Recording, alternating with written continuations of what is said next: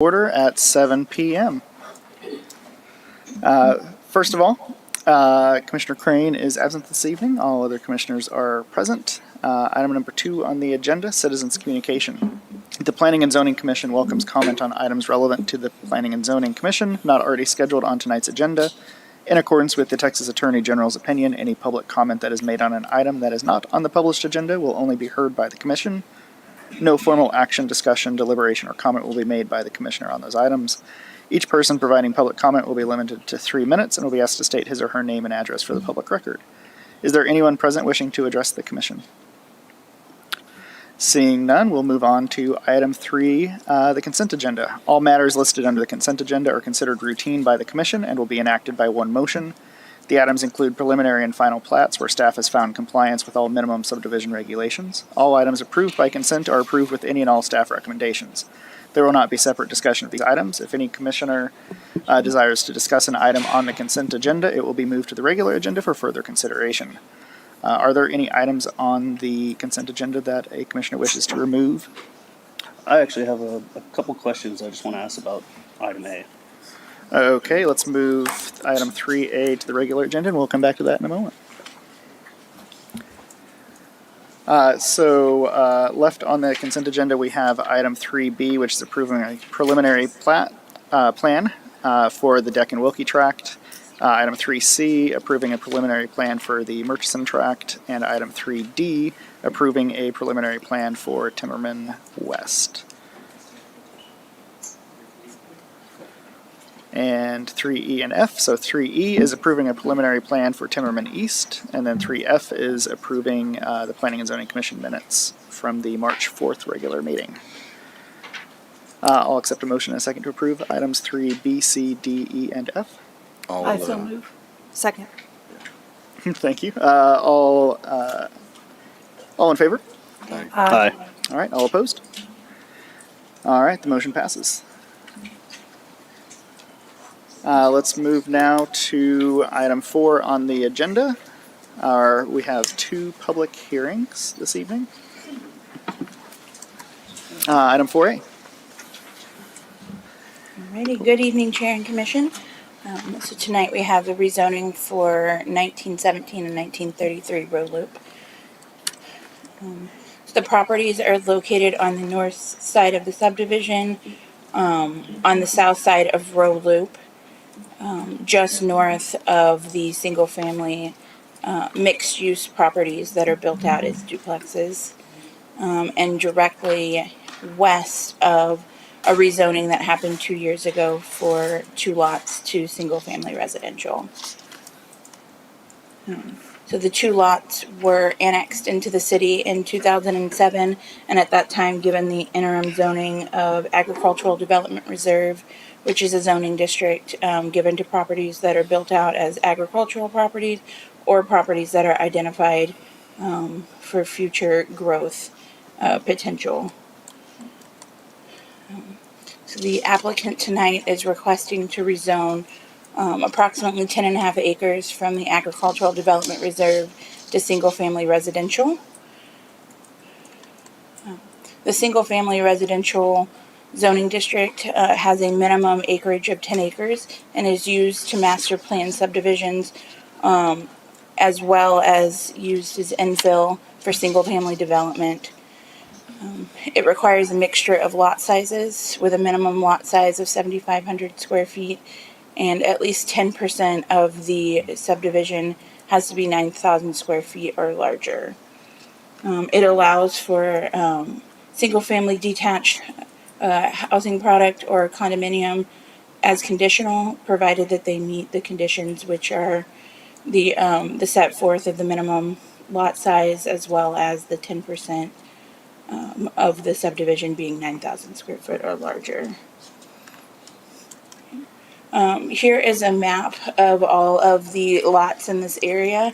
You'll notice that most of the subdivision when it was annexed was Agricultural Development Reserve, and over the last 10 years there's been a gradual transition into more dense and commercial uses along FM 685, which is on the left side of your screen.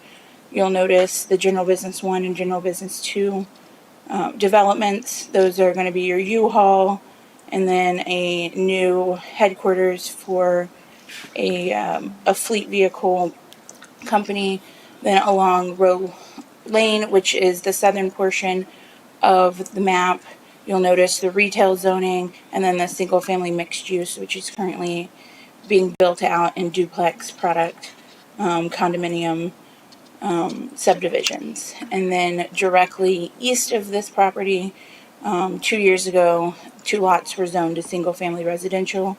These lots directly abut Steeds Crossing as well as the Commons at Row Lane, and provide a buffer from the single-family mixed use into the low to medium density residential of those 2 subdivisions. The comprehensive plan calls out these 2 parcels to as suburban residential. Suburban residential is a land use that is meant to have 100% residential, and calls for a handful of single-family land uses on a variety of lot sizes, ranging from a cluster subdivision to single-family small lot. Within the comprehensive plan, the Chapter 8 creates what are called character districts. This character district is the Commons District. It is located east of FM 685 and north of Row Lane. It is a primarily low to medium residential area, with commercial and denser residential located along the arterial roadways of FM 685 and Row Lane. I'm backwards here. Okay. So the proposed zoning is consistent with the transition that is happening in the area. It's consistent with the comprehensive plan. It also helps establish additional housing opportunities in this location. And then Row Loop, which we have discussed previously, is part of the 2020 transportation bond, specifically the street reconstruction package 3 that is set to begin those projects late 2024. For these reasons, staff recommends approval.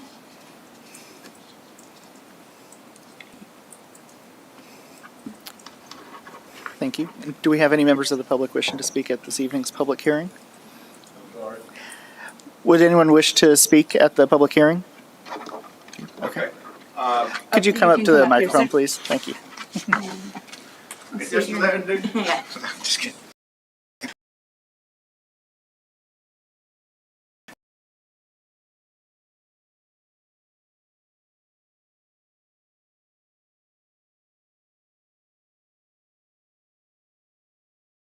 Mixed use.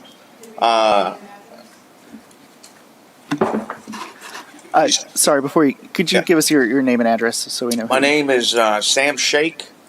Address is 501 Castabar Drive, Pflugerville, Texas 78660. That is my residence. Not sure if you needed my office. That's fine. Is that good? Thank you. Yeah. Okay. So this SFMU is single family mixed use. Just out of curiosity, what mixed use would the city of Pflugerville permit out of here? That's a question for you guys. Sure. Kristen, do you want to address So the? city staff would be able to answer that question. So most of the commercial uses are going to be conditional within that zoning district, Okay. and they're going to depend on access to arterial or collector level roads. But you're looking at the lower density or lower intensity commercial uses that would serve a neighborhood, a gas station, small coffee shop, things like that. It's not going to be the high density, and they are conditional to where they are located, whether they're on an arterial or collector level street. Got it. So my name is Sam Shake. I'm the broker on the file that's this property. These 2 parcels are listed. The real estate broker. And what we want to do is maximize the potential for the property to move at obviously a higher price, as well as we're working towards a site plan for single-family residential development. It's honestly, I don't know if it's going to move or not at the price point we have it. So, the owner, his heart is more towards developing it where the ROI is going to be higher. So, with that said, he's bounced off ideas with me as well for commercial use. In our opinion, and as I was just sitting there analyzing, there's SFMU, SFMU, SFMU, and then SFR, all the way in the corner. Wouldn't it be much better if we're having a second thought here? Wouldn't it be better if it's SFMU instead of just SFR? That's something that I'm just thinking on a second. I'm the one who pushed them to rezone this property, but what do y'all think? So that is actually not something that we would be able to discuss here tonight. Okay. At the meeting. The commission has the ability to recommend approval on this rezoning or to go to a less intensive zoning district, which would be our single family suburban or single family estate lots, or leave it as agricultural. If you want to upzone it, we would need to revisit that with staff and renotice and have that at a later meeting. Got it. I would like to get it changed to SF. The zone change that we're pushing as of right now, if we change our plans, we can do that at a later time. So let's continue Okay. with the zone change, and if we plan on doing SFMU at a later time, we could have those conversations at a later time. Is that okay? Okay. Awesome. Thank you. Is there anyone else wishing to speak in the public hearing? Yes.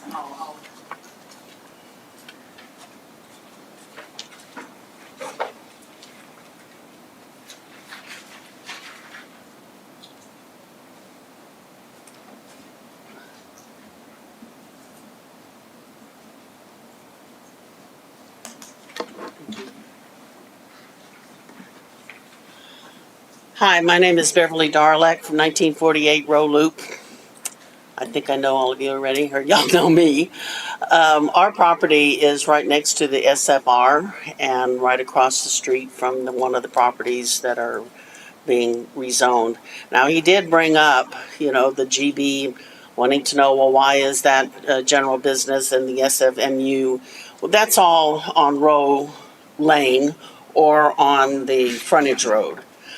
All of the other lots, what backs up to us is all of Steed's Crossing. That is not anything having to do with multi-use. And so we are definitely against it. We appreciate the SFR that was developed for those two properties there. And we've looked at the preliminary plan that was just approved, and I do have to commend that it looks as better than we were expecting.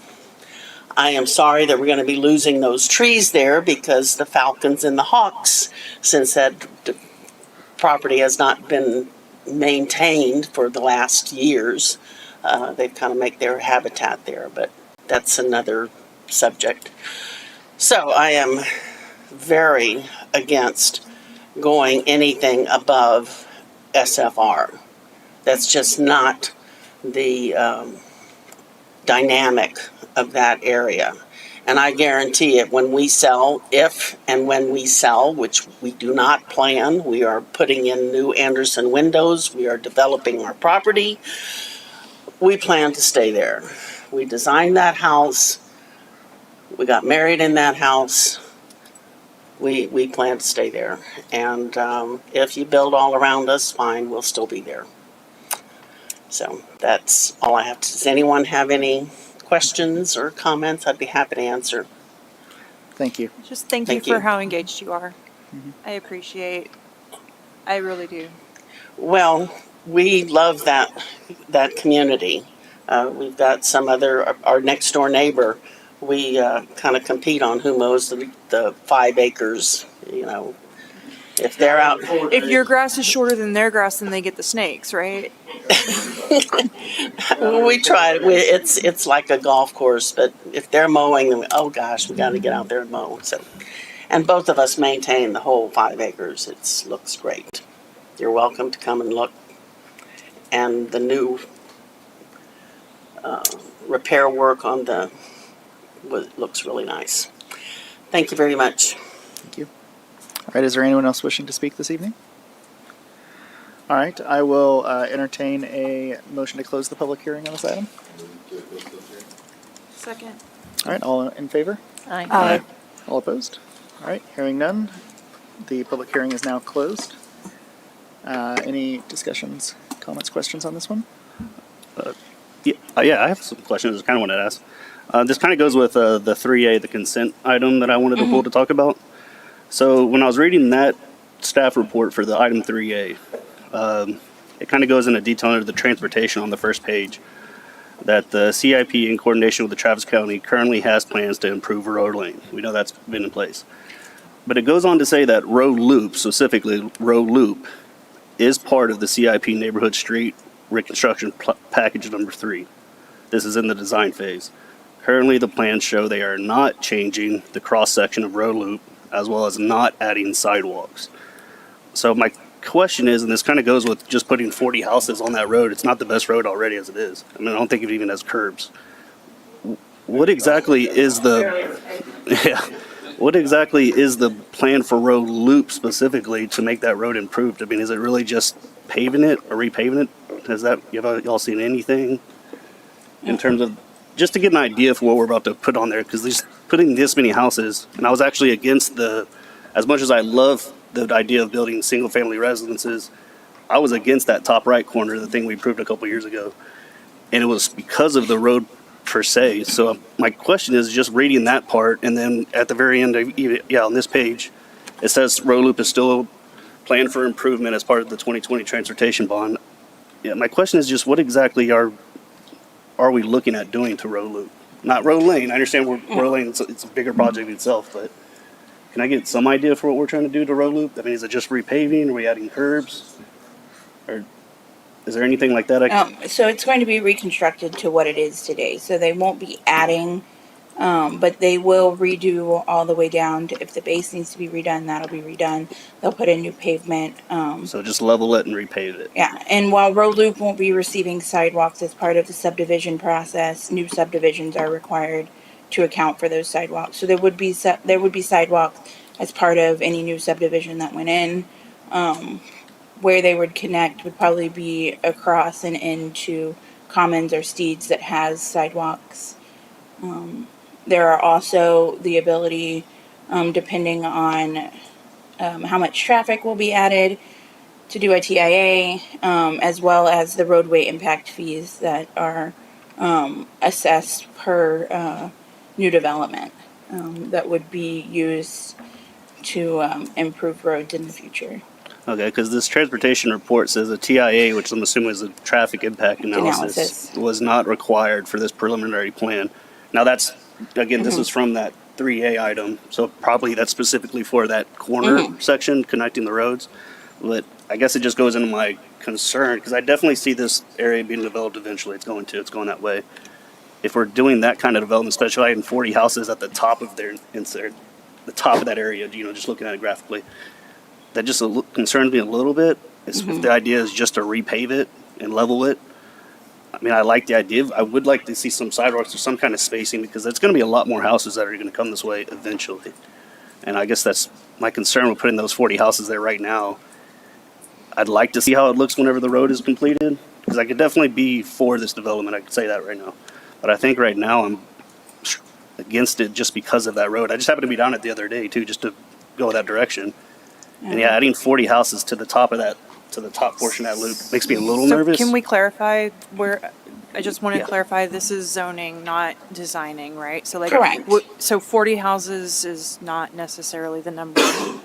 Just to clarify. So I think he's speaking to item 3A, which we do know. Okay. So can we do 3A later lot count, on that? But so for road loop, so I right will now, say that the design plans for road loop have gone out to bid, so they are available through open records. from our CIP department. So if you would like to look at those, you are welcome to submit an open records request for those to be able to see what it's going to look like. So it's safe to say, though, it sounds like our plan is just to essentially just repave it, though, for the most part, and level it out. We're not trying to do too much more, not widen it to 4 lanes or 3 lanes with a turning lane or anything like that. Correct. Median. It's just like the other neighborhoods that are part of those reconstructions. They just dig it up and That's what rebuild the it. voters approved. See, it's just like those other neighborhoods. Do they have fire hydrants in those other neighborhoods? Kristen, can you We walk got us, nothing over there where we are. so, Yes. can you walk us through just kind of the level of detail with each step of something going from agricultural to something new? So there's zoning, platting, and designing, and there's a design phase, right? Is that, can you talk us through when these we're in the questions get rezoning answered? phase, which would be rezoning the property to approve for the land uses.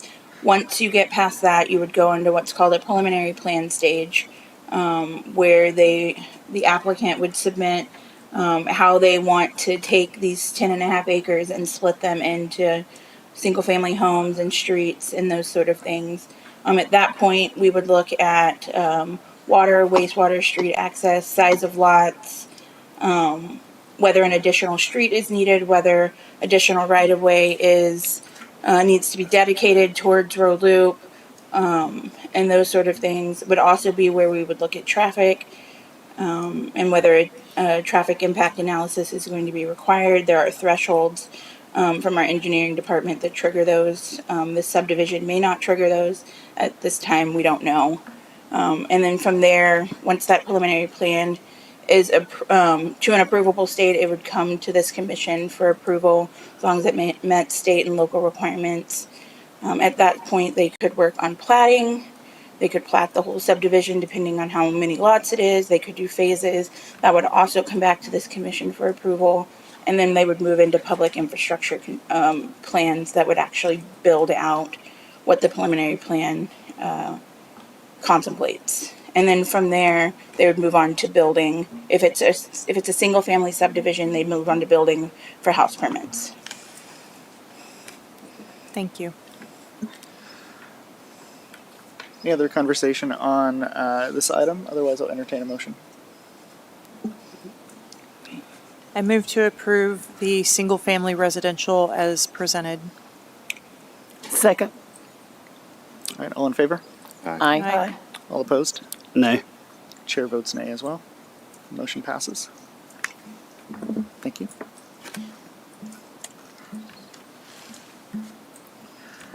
All right, the next item, item 4B, to receive public comment and consider an application for a specific use permit for the uses of light industrial and office warehouse within the urban CL4 zoning district. Alrighty. So tonight we have the Cameron Road industrial specific use permit. Previously the Scannell specific use permit. The parcel is located in the southern south of the current SH 130 Commerce Park, along SH 130, north of a previously approved SUP for the same uses. The property was annexed in 2007 and rezoned to urban level 4 CL4 zoning in October of 2007. The parcel is currently undeveloped, and the applicant is requesting to an SUP for industrial and office on the property. This rezoning or this SUP request was previously brought forth to, for consideration in February of 2024. The P&Z Commission subsequently recommended approval on that SUP. From there, it went to City Council where it was denied. City Council had concern with building materials on the site, and requested that city staff work with the applicant to address those concerns, as state law no longer allows city staff to regulate building materials through our code. And so city staff and the applicant have been working in coordination on an agreement to address those concerns. The property is identified as employment within the comprehensive plan. The employment land use is considered a commercial land use with light industrial flex space identified as an appropriate primary use. This parcel also falls within the East Pecan district. This district is bordered on the west by Dessau Road, on the east by SH 130, to the south is Wells Branch Parkway, and to the north is East Pecan. In the eastern portion of this district, you'll notice a large area of purple and red. Within those areas, there is a significant amount of industrial flex space already built out, with several SUPs approved for the same uses currently going through the development process. The applicant has provided a concept plan as part of the SUP. You'll notice that there are two large easements that bisect the site and really dictate how the buildings are to be laid out. And with this brought concerns about placement of the buildings and screening of the truck courts.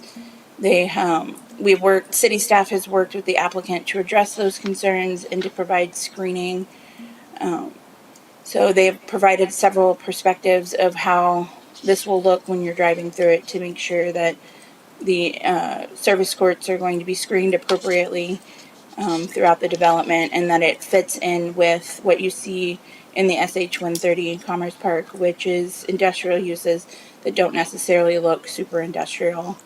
They front out onto the public right-of-ways, and you're seeing the customer-facing portions of the building and less of the service courts.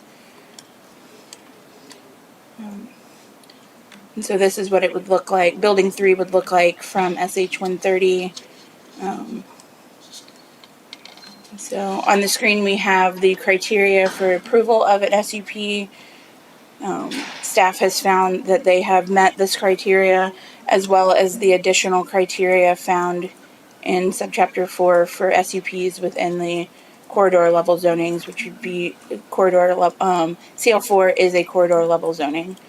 So staff recommends approval with conditions. The conditions on the screen speak to the screening of those service courts and making it flow better with the properties to the north, as well as no outdoor storage, which is consistent with other SUPs approved in the area. This concludes staff presentation, but we also have the applicant here tonight with their own presentation if they would like.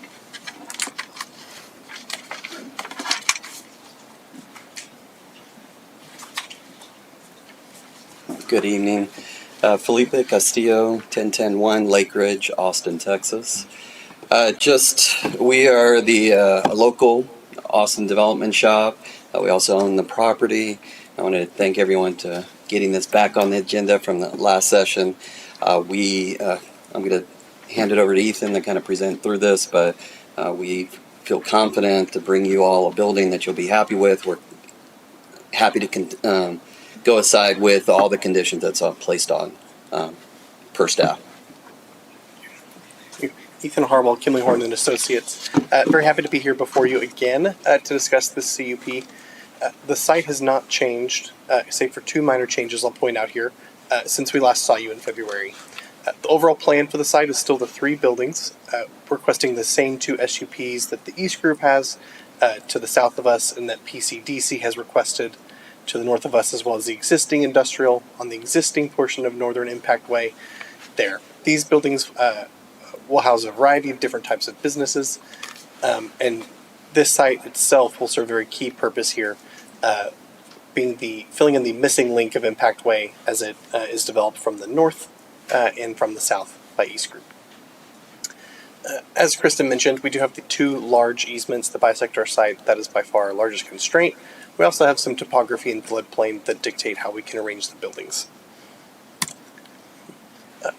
Really, the biggest change that we've made to the site since we saw you in February is just the continued refinement of the architecture. That's what we heard from council. And so these buildings you see here reflect much more of a final product with enhanced glazing and variety of materials, colors, articulation, etc. The architectural features have been designed to place the most important features near the most public parts of the property, adjacent to public right-of-way, public parks, and those features that are less desirable or less attractive towards the areas of the property that will not have the most public impact.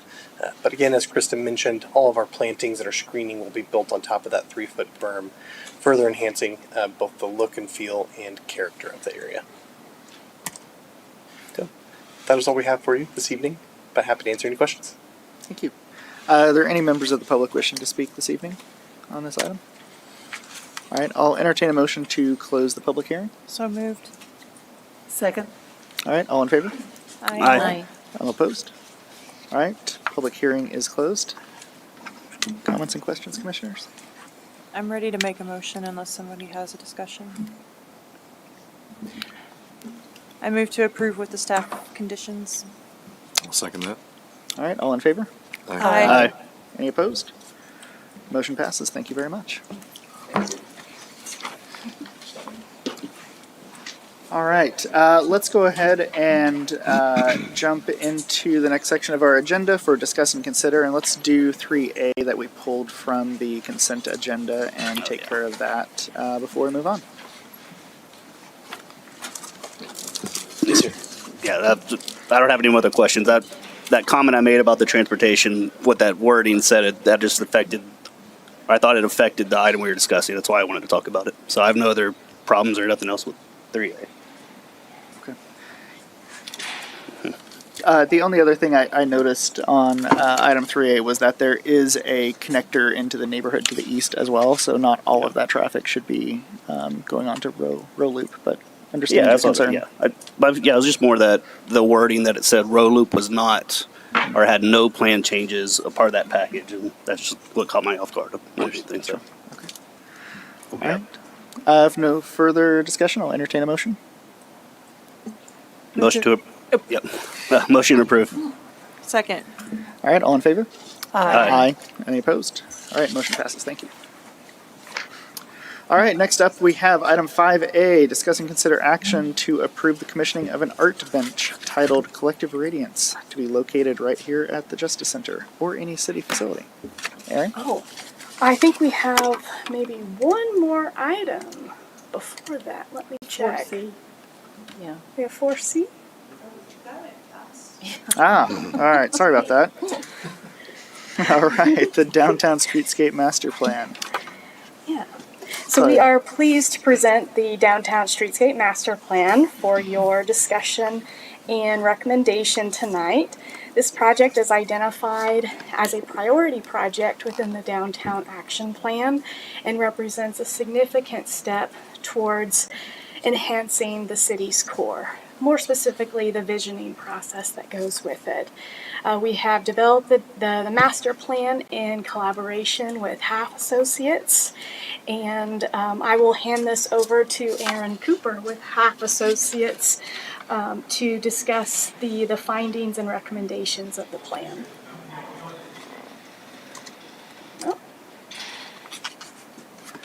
Thank you, Aaron. Good evening, Chair and Commissioners. My name is Aaron Cooper. I'm with Half Associates, and I've been working with staff to prepare the Downtown Streetscape Master Plan. So I'll try and be very respectful of your time this evening. I have 50 slides, and I'm going to try and blaze through them. So I'm going to give a couple generalizations as we move through, and I'll point those out. I'm going to use this instead. All right, so in general, we're looking at the downtown district, which does consist of the Western Gateway, Downtown East, Downtown Core, and the South Downtown. So we're looking at that entire area. We're looking at creating a cohesive environment for pedestrians, cyclists, vehicles, parking. All of these things combined are creating, an exciting environment for downtown Pflugerville. So we're not doing this in the dark. We have, gone through previous studies and understood them and taken their recommendations and studied those and come up with some recommendations. We also engaged with the community with stakeholder meetings, open houses, a pop-up at Deutschenfest last October, and also an online survey. All in all, we had over 300 interactions with the community, over 3,500 data points that were gathered, and 180 written comments. So we feel pretty confident that we have met the desires of the community. For example, this is some of the survey results. You'll see that Pecan Street, let me back up here. So we're primarily looking at 3 corridors, I'll say, through downtown. We're looking at Pecan from 10th Street and Meadow Lane on the west end, all the way over to Dessau Lane on the right. We're looking at Railroad Avenue from Gilliland Creek on the north, and then down to Hall Street, just south of Pecan. And we're also looking at Main Street between the Pace Campus and Railroad Avenue. So back to those priorities. The community did have a preference that they really want to see Pecan. They see that's the biggest problem today. When it comes to pedestrians and bicycles and parking and vehicles and all that, pedestrian facilities were the most highly desired element, followed closely by bicycle facilities. And then when it comes to parking, we were looking for some specific information about what kind of parking do you want when we have the availability of parking. So head-in angled parking was greatly preferred. So we do make recommendations for streetscape elements. These are all different materials that you interact with, the actual colors and look and feel. You have gathering spaces, wayfinding and signage. There's pavement, lighting, plantings.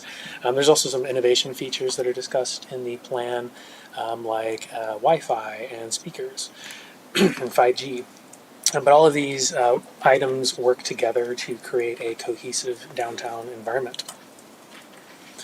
So the first of our 3 primary corridors, Pecan Street, we have divided it into 4 sections, and for the most part, those 4 sections are created because of the varying right-of-way that we see along Pecan Street.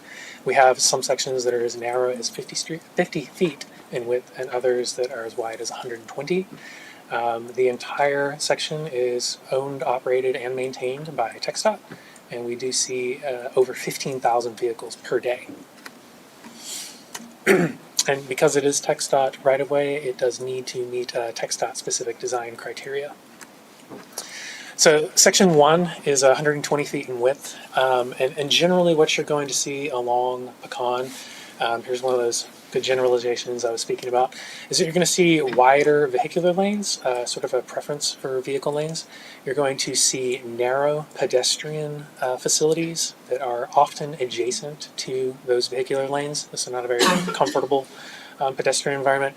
And you're going to see no bicycle facilities. So this is the first section. It's 120 feet in width. It does narrow down as you get eastward towards 5th Street. And the proposed solution that we're suggesting, we do have 2 varieties here. Alternative A on the left is the preferred street section. And what both street sections have in common is they have 11-foot through lanes and a 12-foot wide 2-way left turn lane. That is the existing conditions that is out there today. But Alternative A has very wide landscape medians between the vehicle lanes and the shared use paths.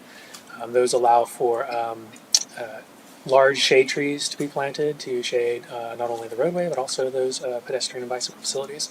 So those pedestrian and bicycle facilities are 10-foot wide shared use paths on both sides, and there is a 4-foot wide landscape buffer between the shared use path and adjacent property lines. Those 4-foot wide landscape buffers can accommodate the undergrounding of utilities, which was recommended in the downtown utility study. An alternative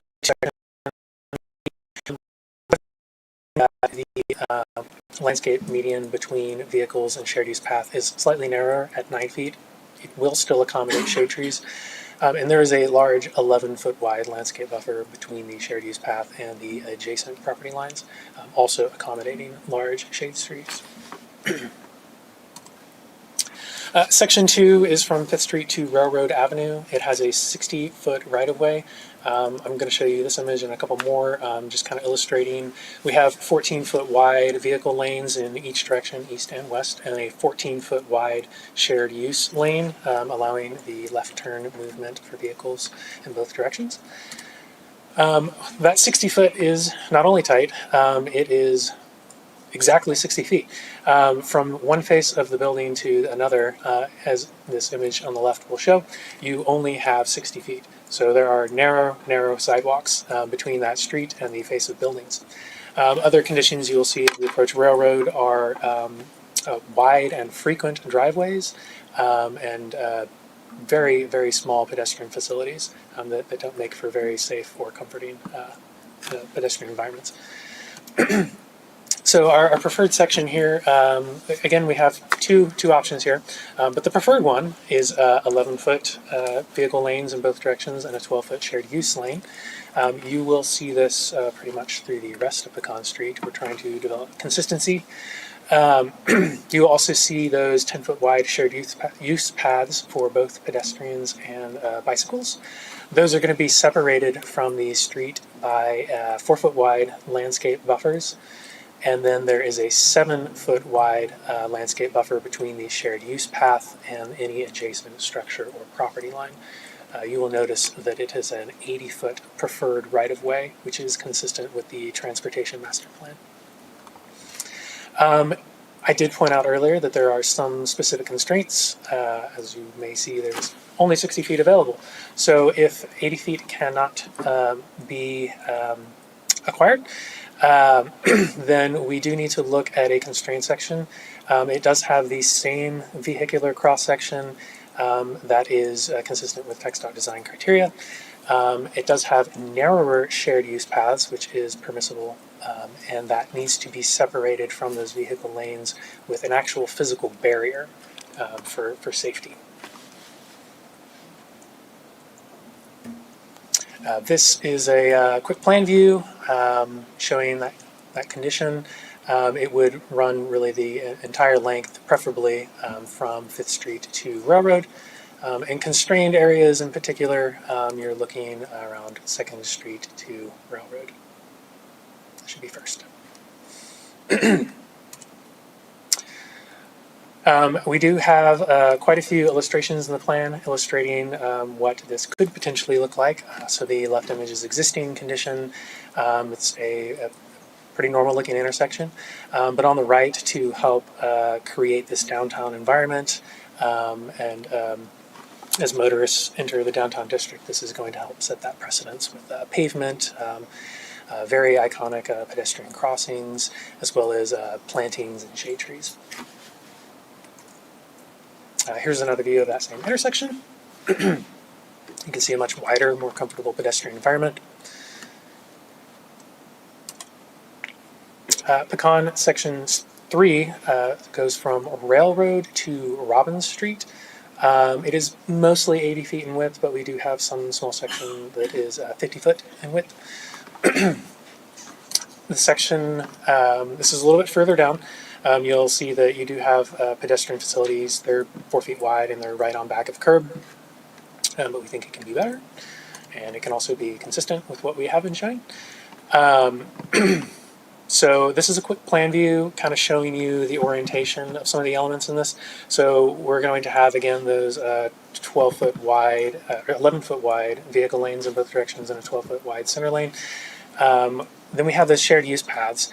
The shared use path on the south side of Pecan Street is now up close to back of curb, not directly adjacent, and I'll get into that later. And then the shared use path on the north side of Pecan is placed much further from the back of curb. And that is to accommodate shade trees between back of curb and the northern shared use path, which will increase shade during summer months. And then it's also to preserve existing trees along Pecan Street on the south side of Pecan. So that's why that shared use path is up closer to vehicular lanes.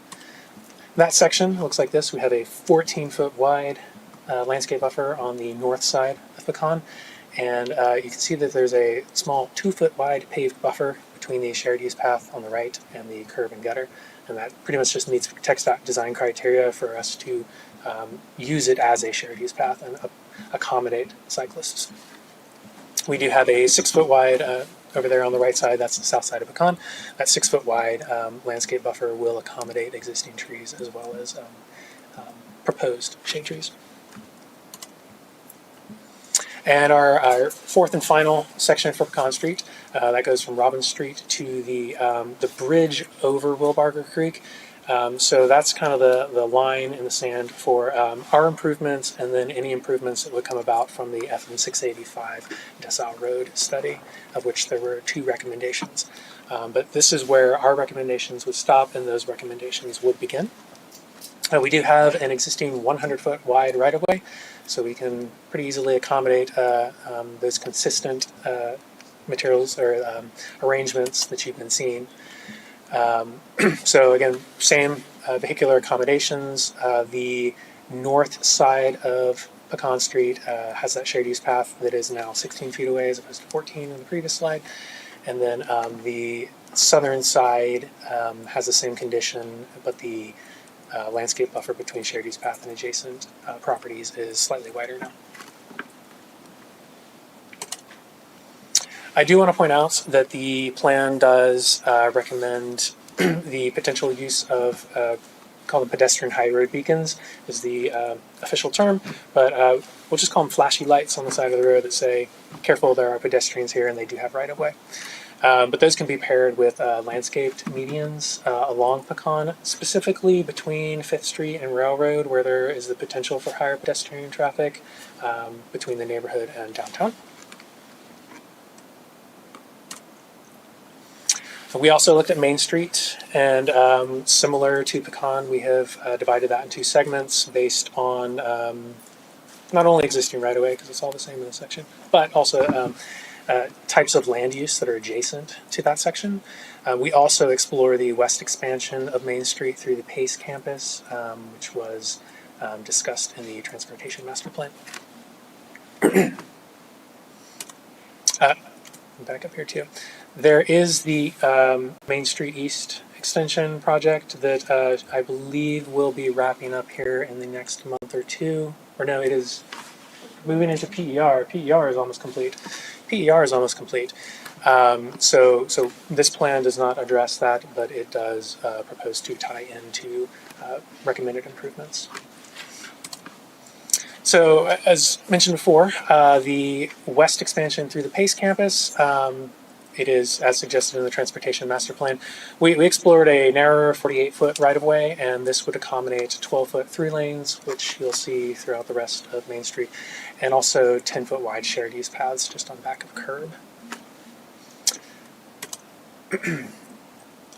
Section 1 of Main Street, which starts at the Pace campus and goes to 3rd Street. We do have an existing 100-foot right-of-way.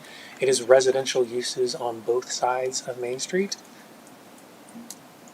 So you can see there's definitely not 100 feet of pavement, so the right-of-way is well into those grassy areas. What we're proposing in this area to be sensitive to adjacent land uses is we have those 12-foot through lanes. One thing to note about those through lanes is they now have sharrows, which is a cutesy name for shared lane markings, and that indicates to vehicles that the bicycles are not only not only welcome to use the right-of-way, but also encouraged to use it because it is a safe speed and width. We do have 8-foot wide parallel parking in this section, and it's parallel parking because that is a less dense on-street parking option, so residences won't have lots of vehicles parked in front of their homes for nearby commercial uses. We do have 10-foot wide sidewalks, and so those are no longer called shared use paths because these are for pedestrians only in this case. Bicycles are invited to use the vehicle lanes. And we have wide, 18-foot wide landscape beds between the sidewalk and the adjacent property lines. Those could accommodate shade trees to shade the sidewalk and parking. Main Street Section 2, we're running from 1st Street to 3rd Street. It's also 100-foot in right-of-way. You're going to see commercial uses here, offices, and also municipal offices. This has head-in angled parking, and we're not proposing anything drastically different here. We do have 12-foot wide through lanes with the sharrows. We do have the head-in angled parking, and then we do have 10-foot wide sidewalks that are adjacent to back of curb. On the north side of this section, the sidewalk is up against the property lines, and that is because we won't be able to shade trees within the available right-of-way. So we're having shade trees within those islands. And then the southern part has a wide landscape buffer between that sidewalk and adjacent uses or adjacent property lines to put in a very wide space for shade trees. We also explored how the City of Pflugerville offices site could change. On the image on the left, you can see that the street just is one giant driveway into that parking lot. So that could be improved for pedestrian safety along this section of Main. So we've got a very wide sidewalk. It is more than 10 feet in width, and we were able to create sort of a plaza area in front of that building. We've got a couple images showing what that could look like. So similar to that Con Street and Railroad Avenue section, we're showing the same pavement decoration here, as well as landscaping, lighting, and shade trees. A little bit of a zoomed in view here of what that environment might look like.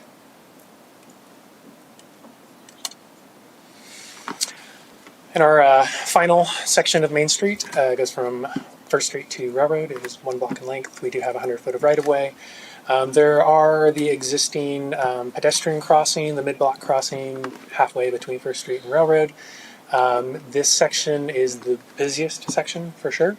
It is used for on-street parking as well as loading and unloading for the commercial businesses.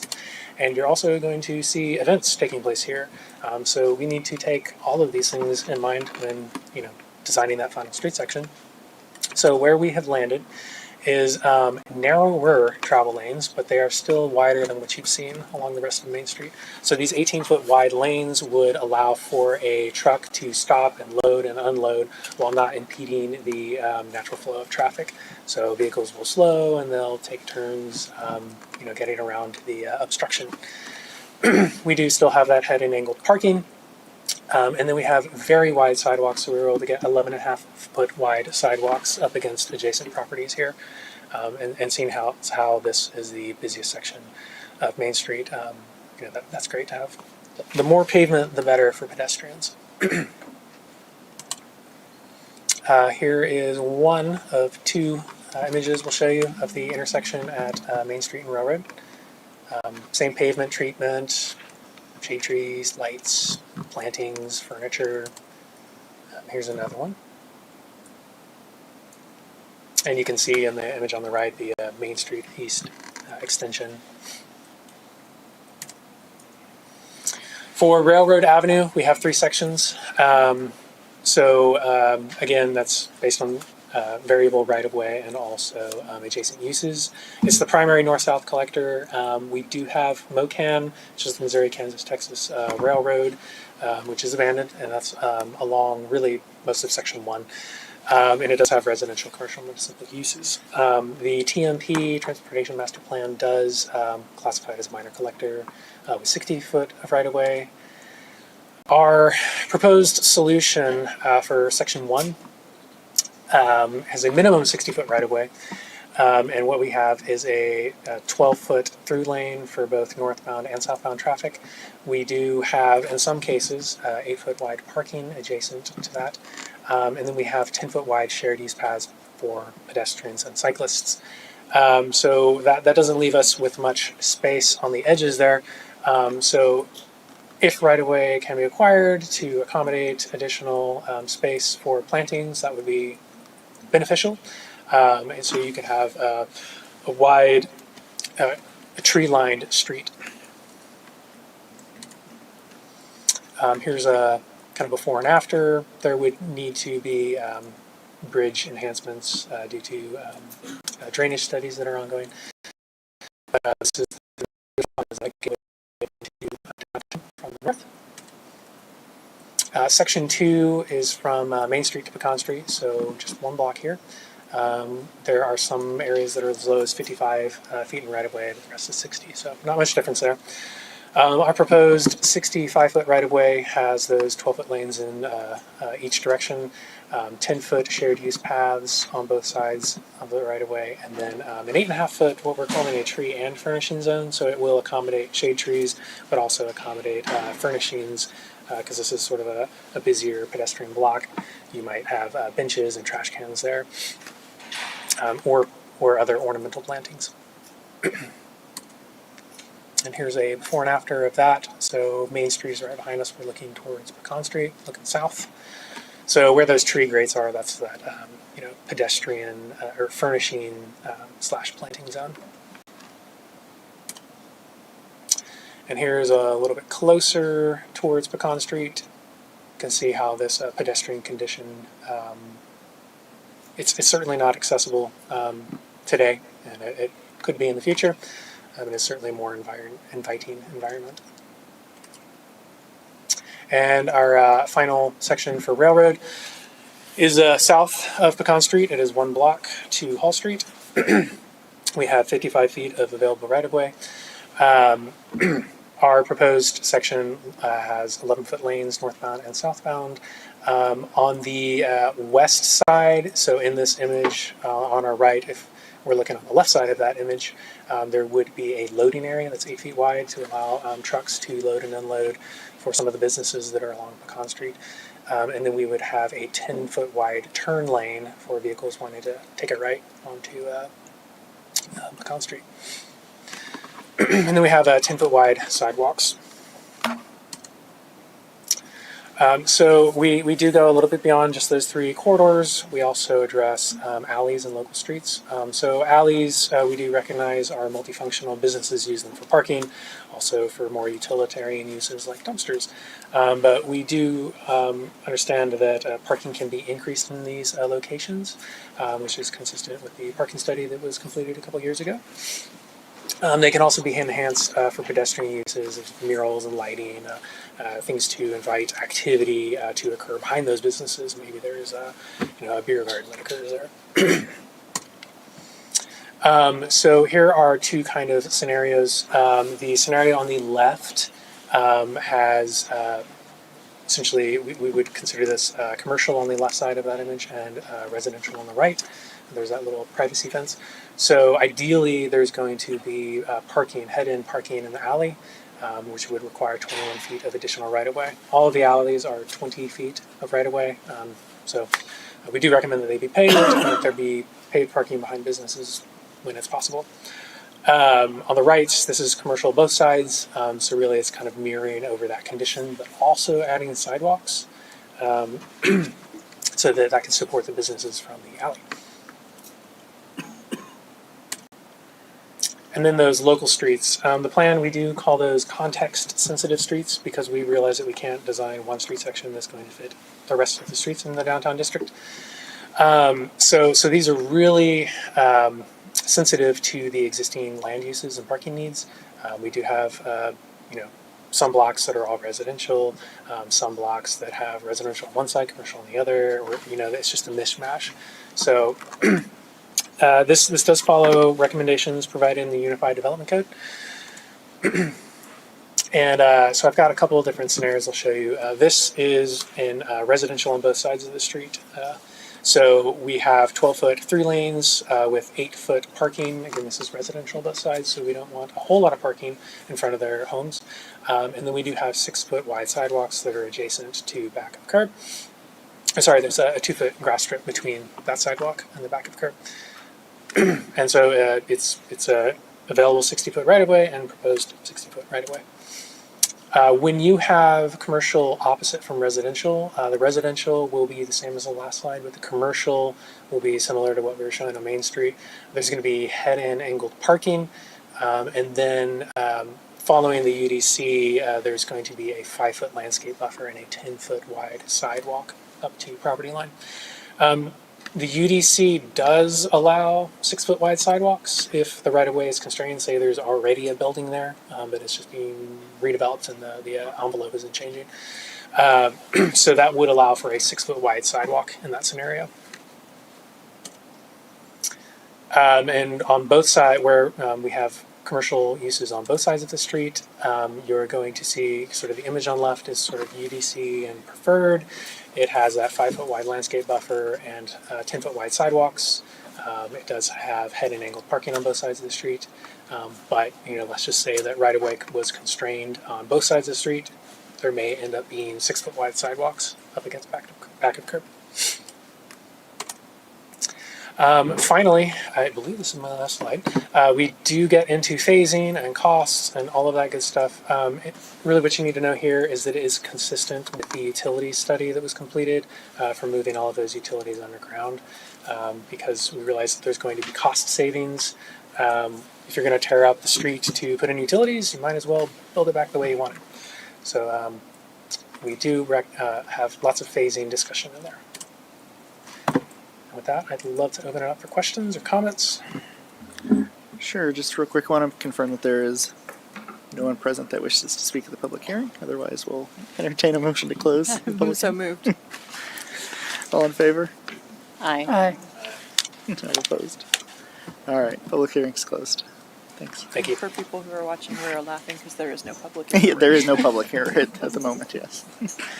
I do have a question. First of all, Yeah. this is gorgeous. I mean, I just can't wait. I live half a mile west of downtown, and I can't wait. As I go into my even elderly years, I will be riding my bicycle or maybe even my tricycle from my house through and across Railroad to the new rec center. My question is, how will we safely cross Railroad at Main Street? Well, my apologies, I forgot to mention that there would need to be traffic control improvements that happen at that intersection, whether it be stop signs or controlled lights. If controlled lights, it would need to be synced up with the light that is on Pecan Street because of the adjacency to TxDOT right of way. Super, thank you. Do that. Yeah, I want to echo as well. I think this is a fantastic plan. I think there's a lot of folks that are going to be really excited to see some of these and all of the public feedback that you've been able to get through the process so far. I think that, yeah, there's a ton of opportunity to see our downtown get a lot more exciting. I know we've talked about it on here before as well, like how effectively Round Rock is activating their downtown, right? Between the art and the music and the events and all of those, I know that's come up several times. So I am really excited about potentially seeing something like this here. I had a couple of questions. I know the plan mentioned reducing some of those commercial driveways, Yes. but I didn't necessarily see that reflected anywhere. I may have just missed it. Is there an approach that you all have in mind with regards to doing that? So our plan views do show pretty much more consistent pedestrian facilities. So we show where it could be closed. Of course, that's going to be reliant on redevelopment. So the plan views will illustrate that as well as some of the illustrations. Got it. Yeah, I think that's great and definitely going to be a huge safety improvement as well. One of the things that I also loved about this is certainly the pedestrian friendliness. And I actually think the pedestrian signaling is something that we need to be doing more of in the city. We don't currently have mechanisms to do traffic calming and things like that as well. So I appreciated some of the concepts that you all had, including the I forget what you called it, but the safe spaces in the middle of the roads for folks that are crossing when there's traffic. One of the things, two more things I wanted to bring up as well. Definitely appreciate the packaging conversation. I think obviously there's a lot more to be done there. I do think the undergrounding of the utilities is probably the long pole in the tent with all of this. It's a mess down there, right? There's a ton of utilities.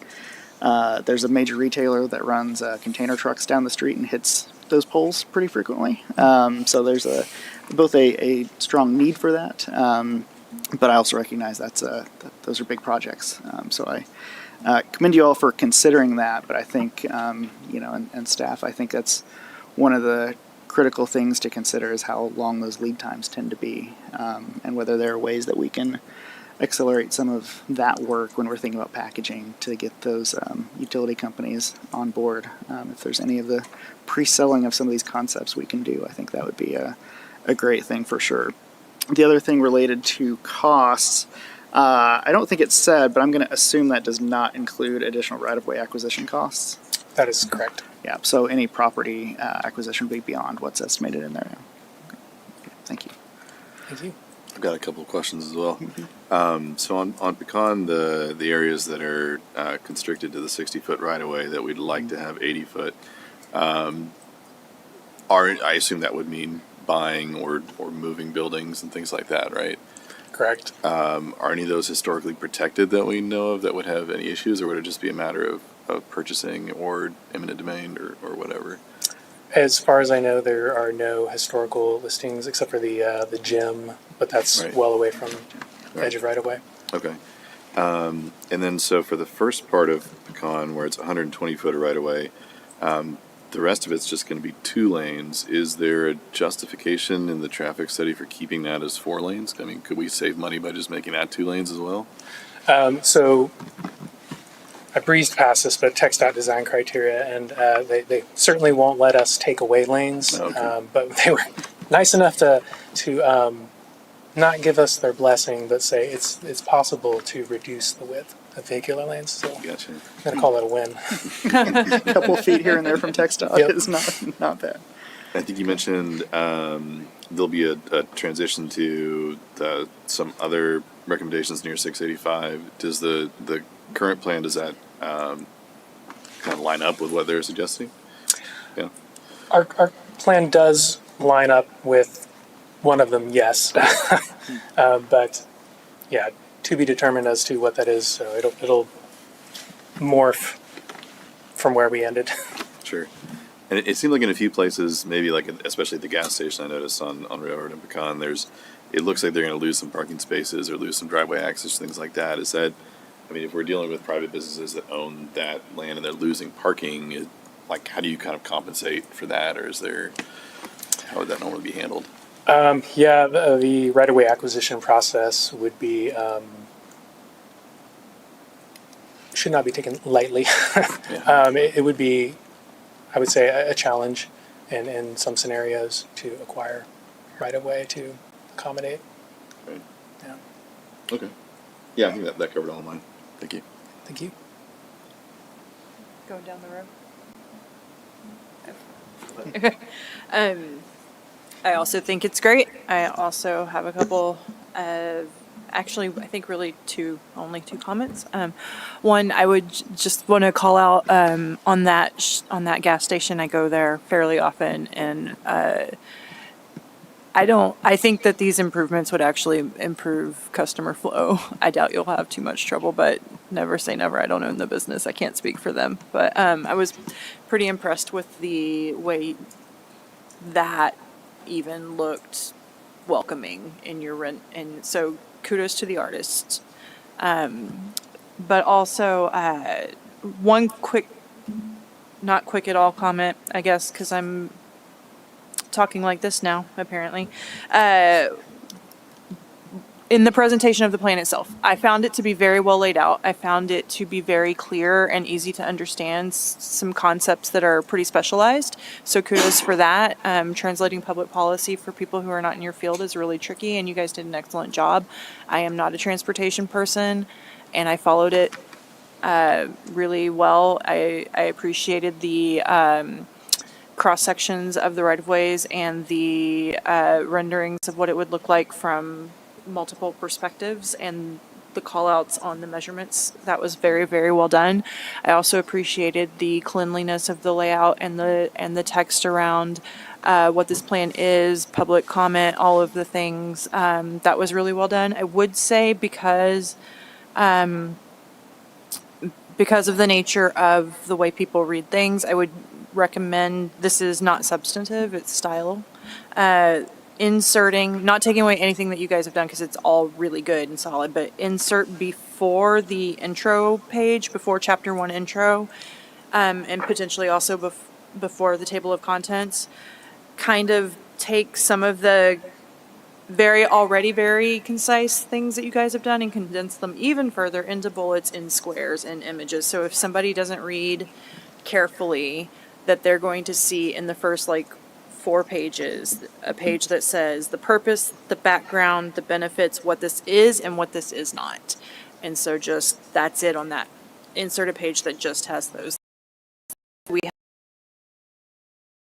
have recommendations, and they're based on taking advantage of existing projects that are going to happen while we rip it up. Let's build it back the way we want it. Just very, very simple so that people have their expectations set, because I know that we have a tendency as human beings to see an idea and want to go down to the final stages of the last design phase right before you break ground. And so setting that expectation early in the document is helpful in a very clean way. But overall, really impressive. Clearly a lot of thought and expertise went into taking what the community wants and the vision of the city and the master plan, and then applying technical expertise to it, and then producing a document that's easy to follow. So that's all I've got. You know, maybe just to draft off of that too, a couple of things came to mind. Was there any economic analysis applied as part of this planning? Because I think clearly, you know, this is a project that would attract new and exciting businesses, provide growth opportunities for the ones that are existing there. Has that been contemplated or modeled at all at this phase? No, as far as like impacts, no, that hasn't been done. We do have funding, though, you know, that could be done through a TERS or something like that. So. Sure. I think the other thing that we consistently hear beyond pedestrian space and safety in that area is certainly parking. I think being able to even just estimate roughly how many additional spots we're going to be providing, that has come up a few times, including with Downtown East, which has dedicated parking, of course. But I think for something like this, again, I think one of the chief complaints that we hear from residents is pretty frequently that they would love to be patrons of a lot of these existing businesses, but it's a pain to find parking. So I think that may be another thing to your point about outcomes and opportunities. I think there's a lot of people that would be excited about actually being able to get there and be able to walk around. Well, and we also know from prior commission meetings that there's a major pain point with parking where the business transitions to residential down there in Old Town. And also it wouldn't, I know these are expensive projects, but necessary projects. And I don't know what the feasibility is, or if it would be through this that you would do the feasibility study, or if it would be through CIP more generally, or transportation master planning more generally. But what is the feasibility of paid street parking in Pflugerville at this point? I mean, I know that we all had really big reactions when Austin put it in, but I as a 7th generation Texan who grew up on a ranch, I went to grad school on the East Coast in a city that's actually smaller than our neighbors to the north, but more densely populated, and I had to pay for a street parking permit, and I got used to it, and I came back, and I'm like, why aren't we doing it? So just throwing, I don't know if that's a conversation, but what is the feasibility on paid street parking in Pflugerville? Especially, it seems like downtowns are the places that can bear that first, and it's a revenue opportunity potentially. And then second, I appreciate that you guys have already started thinking grants. I know grants are not free money, and I know that they don't go as far as people think they do. And I applaud that y'all were looking at federal, because that's how you get the bigger dollars that support the things that are not sexy but are actually where the costs are. There might be foundations that can do some of the smaller bits and bobs toward the end that you might want to look into for the arts, for the murals and things like that. That's not going to get you there. It's the federal dollars and tax dollars that are going to actually get the streets built. But you might layer some foundations on top at the end for the art. Yeah, one quick thought on the paid parking piece. I wonder, that would probably have to be updates to NRE development code, probably. So I wonder if that's something that project team would maybe be able to look into, potentially having some provisions there. I have a few. So actually, I would like to ask a couple of questions. So on Main Street, I know you want to widen the road, and there are easements that every homeowner has, which is usually 25 feet. So are you thinking of the 25 feet and going and thinking about taking 12 and a half on each side to make the road bigger? No, we were working within the existing 100-foot right of way. Just one, okay. Yeah, Because and so it gets that's skinnier towards the residential. it's 100 feet. Is it 100 the feet in entire the length. residential close to the Pace? Yes. Okay. And then why are you going through Pace to add a?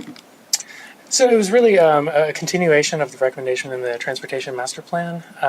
So our plan doesn't necessarily recommend like this needs to be done and how to do it, but it is an exploration of that idea and how it might look when connecting Main Street back to Pecan. Okay, and then, so the paid parking, which just came up, I'm not exactly sure I'm for it, only because like Georgetown and Round Rock don't have paid parking, they actually have parking garages, and we're also getting the big community center with, should be garage parking, so we might be able to alleviate some of that, instead of, let's charge you now for 5 or 6 businesses that you'd walk to. It'd probably be better to get more businesses and then see how everybody feels about paid parking, but I also think since there's gonna be parking like 2 blocks away, it'd be beneficial just to not start charging. Those are just my comments. Just we need to get more businesses down Railroad and Main Street. Also, I would suggest that the bridge that says Pflugerville, that should be like number 1. Like, it's so nice. It was so nice. Yeah, like it'd be nice to get, as soon as you start driving in, like, oh my gosh, we're also cool. Is that the new tagline? It's just a nice look. Yeah. So I think it's really welcoming. Yeah, Other the than that, gateway that's- concepts were pretty. Yeah, they it were really was impressive. pretty. Mm-hmm. Thank you. Great. Do we need to move to recommend? Yes, we do. I'll entertain a motion on this. I move to approve the recommendation to send to council. Second. All right, all in favor? Aye. Any opposed? All right, motion passes. Thank you so much. Appreciate it. Thank you.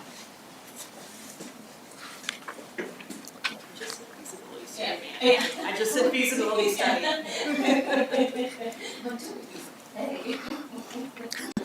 No, I think, yeah, it's a good conversation and potentially having the option at some point, that research. All right, item 5A, an art bench. All right. So we are excited about bringing back to you the second art item of within the past 6 months. So just to kind of give you a little bit of a refresher, pursuant to the adopted art policies that were approved by council last year, P&Z reviews the commissioning of all public art within the public right-of-way, public facilities except for the library, as well as the rec center, as other board and commission review public art at those facilities. And finally, P&Z reviews for any public art proposed on private property through a public easement. These are just some of the art installations around town. Some of the more noticeable ones, or notable ones, is the Train of Thought that was recently completed at the Brook Hollow Tunnel, as well as the PF Heartbeat bench that you have at City Hall, right next to the plaza. So the proposed art bench is proposed at the Justice Center right out front to make it more welcoming. Thought it would be a great location.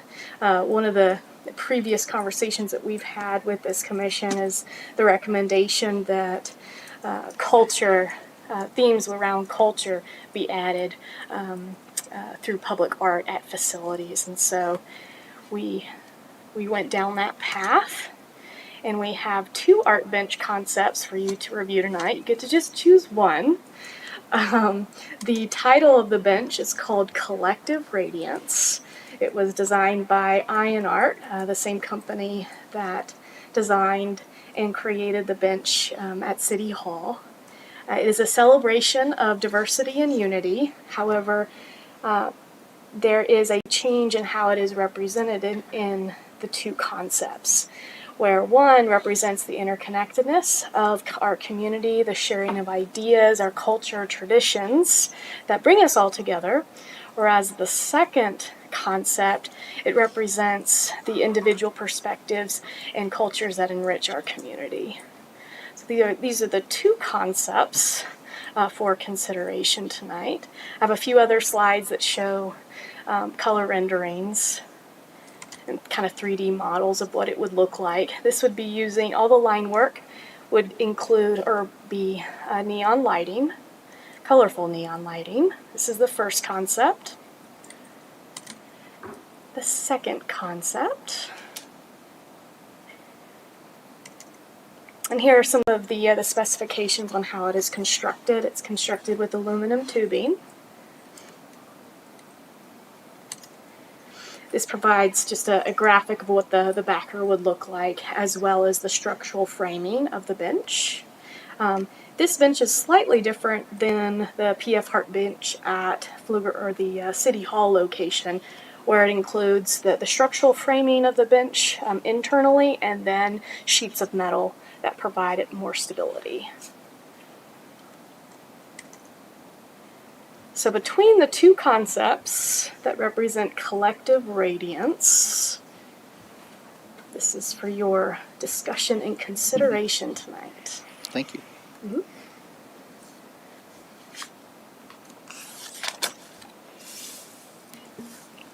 Well, I'm always excited to see the new concepts that y'all bring. I think these are great. I'm no art critic by any means. So I think I love the theme for sure. I think both of those stories are a good one to tell for our diverse community, certainly. And I think the idea of having something like this at the Justice Center is a really great idea.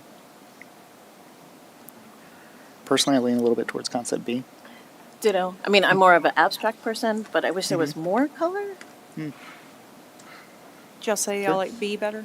Yeah. That's what I said, yeah. Okay. I don't have a strong preference, so I can go with Bravo. I like the words for concept A, but I like the visual of concept B. Yeah.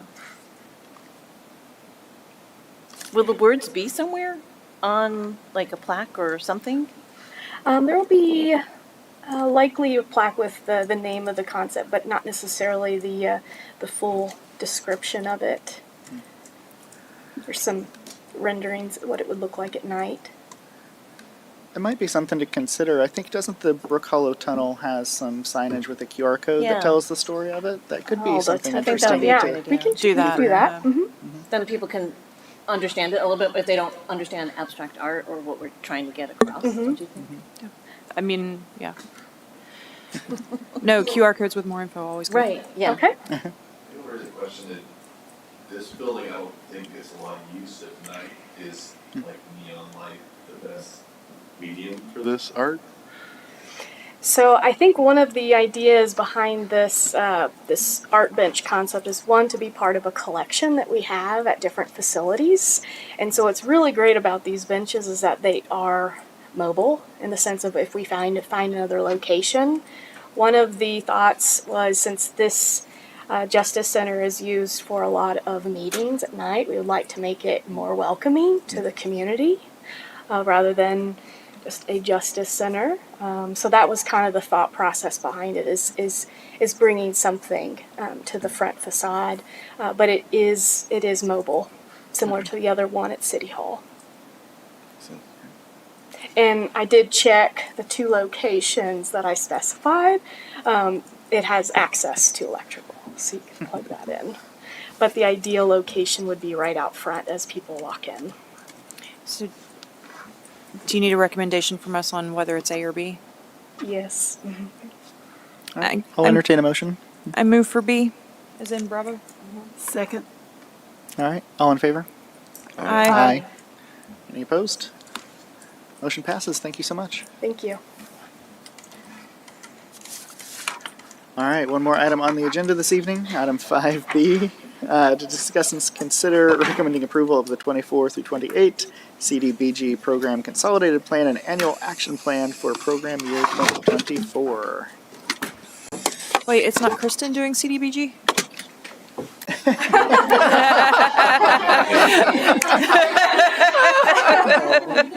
I could do a mime act I got too, used to. I got used to like I know. community development. Wouldn't it block be great grant. if she was there? She would do a wonderful job. I'm going to take this one today. This is our consolidated plan and the annual action plan. This is something that we look at on a 5-year spectrum. So just real quick, the consolidated plan is basically our master plan, or it's our application, if you will, to HUD to be able to participate in the community development block grant program. And this is action plans each year, and that's something that we're also talking about tonight. So we're talking about the 5-year piece, and then we're also talking about our 1 year, the program year of 2024. So the general process, and these slides, we had a consultant that has been helping us generate this entire consolidated plan. She was also the one that put together the slides. She wasn't able to be here tonight, but so you get to hear me. But this in general, the process is that we start at that consolidated plan to be able to find out what are the needs from the community. From there, we identify what the priorities are, roll that into, based on those priorities, establish goals and establish our action plans. Then we go into administering the actual plan, and at the very end, we're talking about how did we do each year with our annual action plan. So we started with the needs assessment. That was in March, and there was a large survey that went out. Perhaps you took that survey as well. It was a long one, but we gathered a lot of input through there. There was approximately 346 responses that were received, and most of those responses were generated or were focused on infrastructure, specifically on roads, and people being having transportation transportation focused, also on general services. The consolidated plan then identifies, like I said, the priorities of the community based on the needs assessment, based on the survey that came through. We found that, again, it's infrastructure, services. Those are our higher priority items. We do continue to have inside of our consolidated plan to affirmatively further fair housing, so that when there's opportunities for that we can be looking at that as well.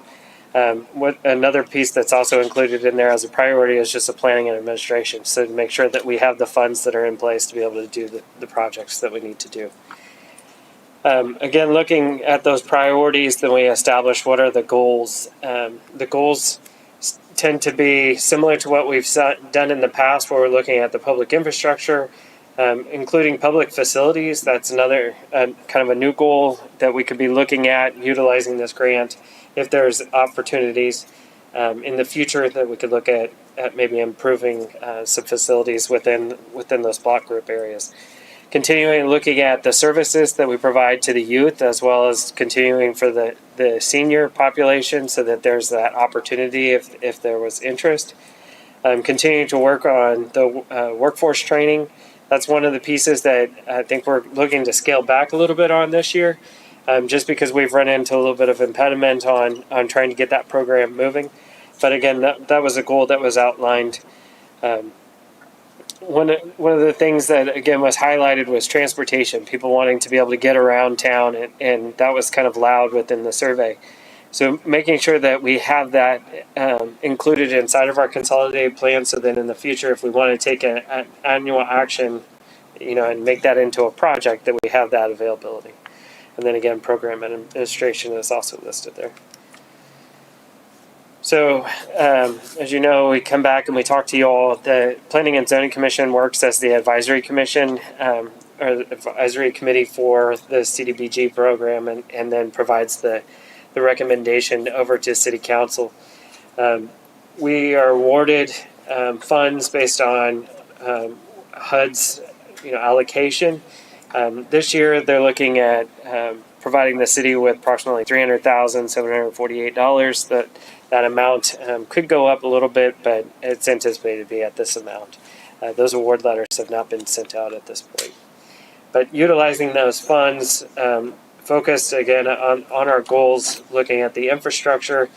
In 23, we were looking at Parkway Drive, which is within our block group. this is the areas in blue represent our different block groups. Our western end is where our heavier population is. That's more over in the Windermere areas, West Pecan kind of quadrant, just west of Heatherwild. That's where we've been focused, with our projects.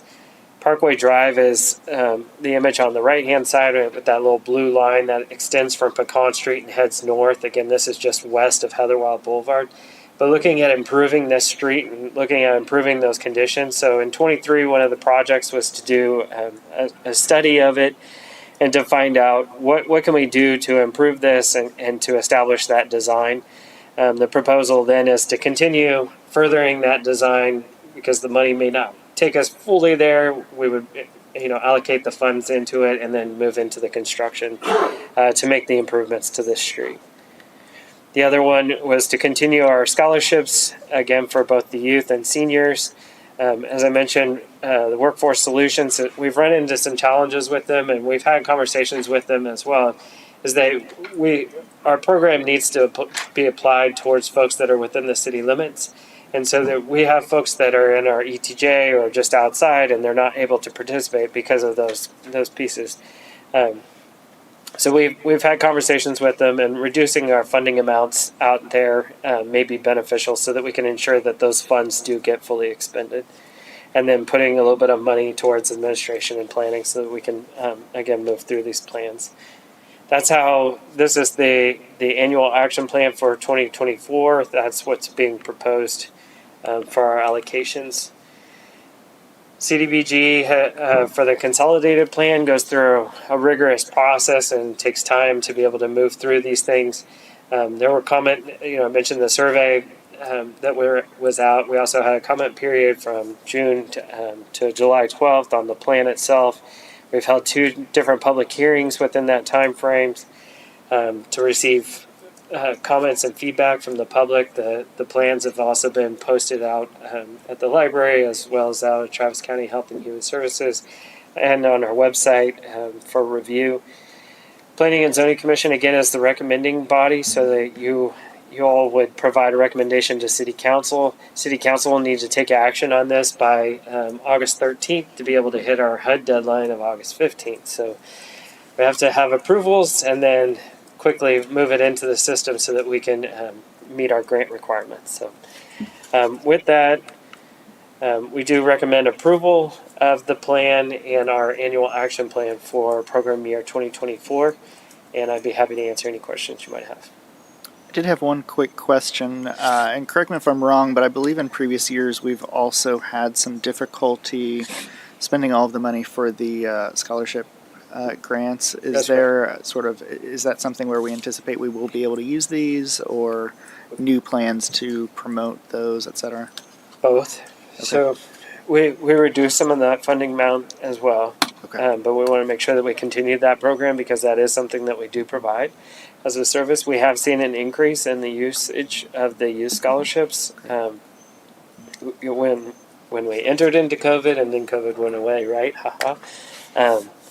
But when we went into COVID, we saw a big swing, right? We had 100-something youth interested in doing the scholarships, then we dropped drastically down. Now we're starting to see a swing back up again. We're continuing to have conversations with Parks Department and trying to get the word out with folks to be able to have that. We feel like by reducing the funding amount, it may be a little more realistic in this realm. But yeah. Thank you. And then I am assuming that Parkway Drive does not get completed as part of this year. Is that going to be a continuing project, or is this? So 23 is the design, and 24, this would be funding towards construction. Okay. I don't know what the construction dollars are going to come out to, but I know it's going to be way more than that. I was going to say this would be the least expensive road we've ever built, probably. So. Okay. So this is likely to see it again in 25 then. Right. And so when we look at projects, and especially infrastructure projects, those are things that if we can find something that we can allocate funds towards and continue to make sure that we're there, that does help. Thanks. Other comments? I just have a question. So on this plan, there's nothing for like more transportation for seniors. Not for the 2024. No, how we allocated the funds this time was to be focused on our infrastructure project, to continue that one, to get the design and basically put most of our money into that system, because we are limited on how much we get. That is something though that we are looking at. Is there opportunities for maybe the next year to be able to perhaps allocate funds, perhaps towards Fetch a Ride or something like that? Or is there a way to dovetail those things? That might be an opportunity. I mean, because you said the 10,000 and 15,000 wasn't, the recreation scholarships and the workforce solutions wasn't utilized as much as you thought they were going to be. So if transportation were added in here and those numbers were adjusted to add in transportation for the seniors? So, right. These are reduced from the prior year. They are. Oh, they are? Yeah. Yeah, we were roughly 20 and 24, something like that. Yeah, I think he was justifying why they're so much smaller. Yeah. When he said that. Yeah, I mean, I assumed they were smaller, but then I thought there's no transportation for seniors. And we are having conversations. So our Fetch a Ride program does offer opportunities for folks to be able to utilize those services as well. So there's the Murity program. Those are our wheelchair accessible vehicles, and so that's available. And then regular Fetch. So Would changing because this is in alignment with how you guys have been spending this grant in the past, and so if you were to change it to add in transportation stuff, would you also have to renegotiate on grant metrics? I think what we would need to do is if we decide that we wanted to remove, say, recreation scholarships and workforce solutions and put that money into the transportation piece, in our consolidated plan, we have identified that would be a priority. So I think we'll be safe. Okay. Or, I'm sorry, as a goal, improve access to transportation. I do feel like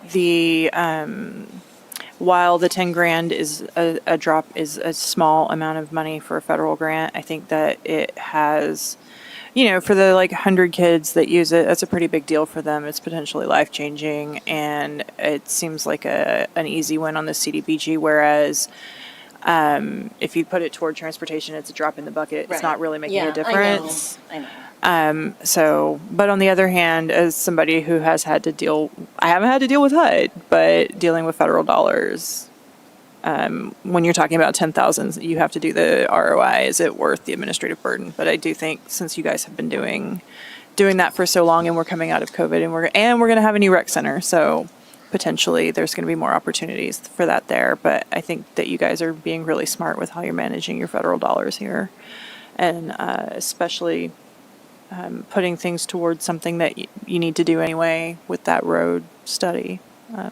Nice work. Yeah, I wish it was a little bit easier for folks to take advantage of those, because I think because of the HUD rules, I think don't we have to do income verification for folks getting the scholarships, and so there's a pretty sizable hurdle for folks to be able to use that, unfortunately. Yeah. I mean, it's a great plan. I mean, I'm totally going to say yes, but I mean, I would love to see transportation for senior citizens. And I think, again, one of those things of if we go down this road and then we are seeing that we have funds that are still allocated that we're not able to expend, because we've rolled that idea into our consolidated plan, then we can roll into that into the next year. Or if we need to reassign funds, we can reassign funds. Yeah, I'm guessing you have like a 10% threshold during the program year too, where you can reallocate, right? Without prior approval? We have to do an amendment, and then we come back to you. You have to all amend. You don't have any process. prior approval. And we will be coming back for amendments this year. I mean, you could sneak in the recreation scholarships for seniors to add in transportation to get to the rec center. Because that might be a reason why they're not utilizing it. Anyhow, sorry, I'm stuck on transportation. I will get off of it. Yeah. I know that we have some pretty active nonprofits in town too. serving the transportation needs of seniors, and we have Fetch a Ride. But I think if you're a kid who wants to play baseball and your parents can't afford it, you're kind of up a creek. There's not anything else out there. All right, I will entertain a motion to approve and recommend this. I recommend we approve this. Second. All right, all in favor? Aye. Aye. Motion passes. Thank you Thank very you. much. And that is it. Adjourn the meeting at 8:39. Thank you, everybody.